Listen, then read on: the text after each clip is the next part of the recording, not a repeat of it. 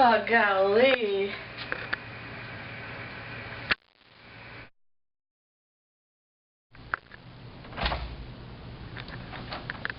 Hey Sarah, how are you doing?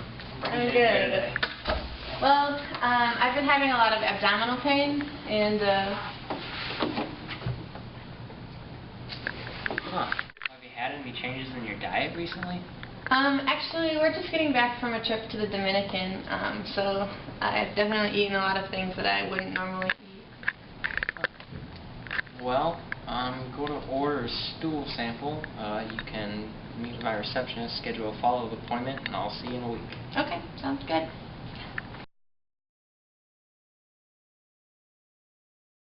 Alright, well, your test results are back in, and it appears you've been infected with the beef tapeworm. Oh, okay. So since you say beef tapeworm, does that mean that there are other kinds that I could have had? Actually, yeah, there are. There's pork tapeworm, there are a bunch of different fish tapeworms, there's a dwarf tapeworm, all sorts of different kinds. So, like, just to be sure, what do these things look like? Tapeworms are composed of 3 bodily segments, a scolex, a neck, and a segmented body known as strobilia, composed of proglottids. Proglottids contain male and female genitalia. Those close to the scolex are immature and focus on nutrient absorption. Those near the end of the worm are full of eggs and are known as gravid proglottids. So, why would that be in me? The cestode life cycle is somewhat complicated, but universal among the different species. Eggs are ingested from the environment by an intermediate host in which they hatch. They then navigate through the tissues of the intermediate host and cyst. Finally, the primary host ingests the cyst while consuming the intermediate host. Okay, that makes sense. But how did I get it then? Well, tapeworm infection results from ingestion of either eggs or larvae. Considering your tapeworm was fully grown, probably from the larva, that means you probably got it from eating contaminated meat, since the beef tapeworm is probably beef. Okay, could I have gotten it any other way? Well, in theory, you could have gotten it from water contaminated with animal feces, or if you're around wild animals, directly from them. Okay. Okay, so you're probably going to think I'm crazy, but will you explain this to me more thoroughly? Alright. Well, the tapeworm enters its host through ingestion. At that point, it differs depending on whether you ingested eggs or larvae. In your case, since you ingested the larva, they navigate through the stomach to the small intestine where they'll end up staying.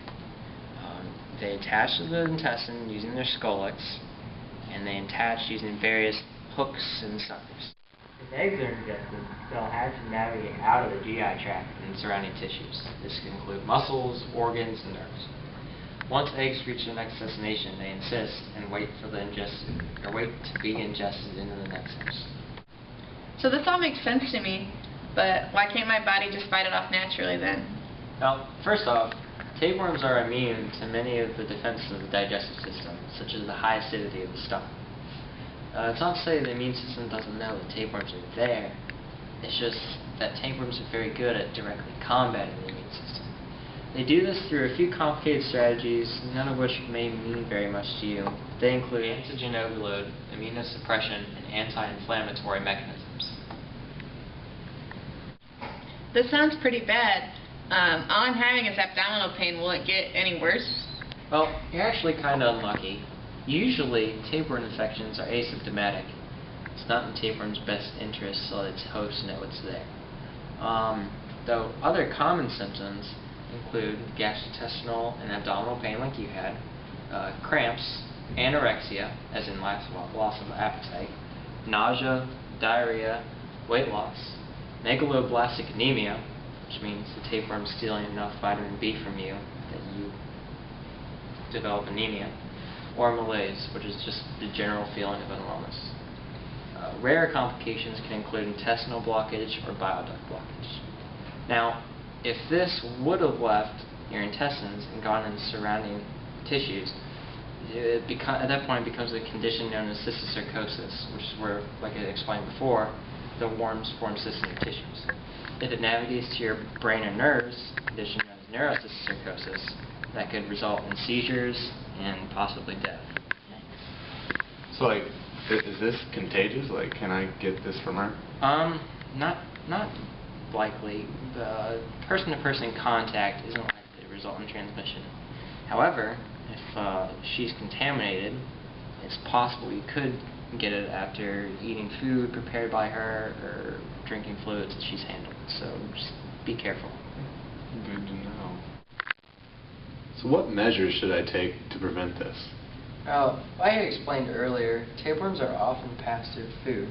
So make sure you wash your hands after using the bathroom. In addition to that, when you are cooking food, make sure you cook it thoroughly, at least to a temperature of 150 degrees. Other than that, just common sense.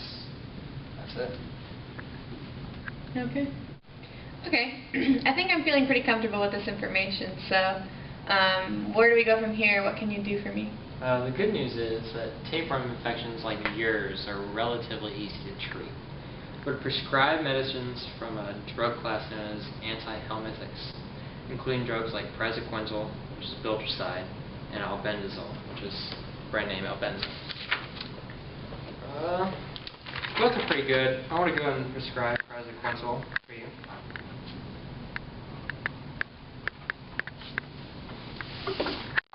That should do it. In the future, I'll have you schedule a few follow-up appointments, just a few more stool samples, just to make sure you're cleared out. But other than that, you should be good to go. Okay, thank you.